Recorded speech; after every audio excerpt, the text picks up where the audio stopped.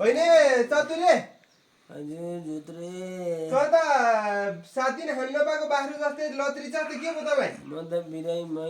घरमा कोही पनि छैनन् गाउँमा पनि सबै विदेश गइछन् है ज्वरो लिने आइछ म त भुखन्न भएँ है तपाईँ त ज्वरो पनि आएको रहेछ अब के चाहिँ गर्ने होला त मैले त्यहाँ बन्दुकी विधवालाई ब्याज लाउन दिन्छु 20,000 है तिनीसँग पैसा मारेर दिएर अनि मलाई हस्पिटल लैदिन एम्बुलेन्समा ओहो ल अब त्यति त गर्नै परिगयो नि नत्र तपाईँहरू जानी जानी भइसक्यो यहाँ जानी भयो ल म घर आइहाल्छु है त घर आइहाल है झट्टै ल ल ल ए बन्दै मित्र किन बाबु त हतालेर आइछ नि अब सुन न अतानिनु पर्ने कारणै पर्यो होइन के पर्यो त अब चतुर्य चाहिँ बिरामी भएर लत्रेर बसिरहेको छ चतुर्य पैसा तिमीले ल्याएछौ रे 20,000 त्यो देऊ त म चतुर्यलाई हस्पिटल लानु पर्ने भयो ओहो त्यसले पैसा त दिन्थ्यो भाइ अब बिरामी नि भएको भनेपछि त के आनाकाना गर्नु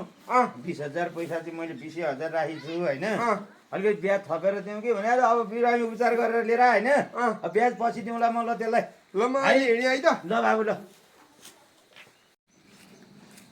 ओ चतुर्य अब एम्बुलेन्सलाई फोन गरे होइन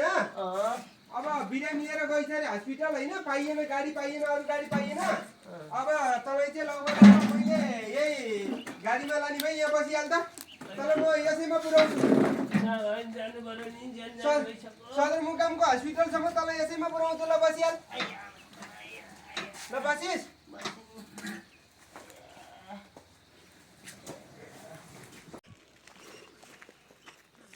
होइन जुद्रे तिमीहरूको बाह्र के गरे यो किन यो ठेलगाडामा अब चतुर्यलाई हस्पिटल लानु पर्यो भनेर लायो होइन एम्बुलेन्सको चाहिँ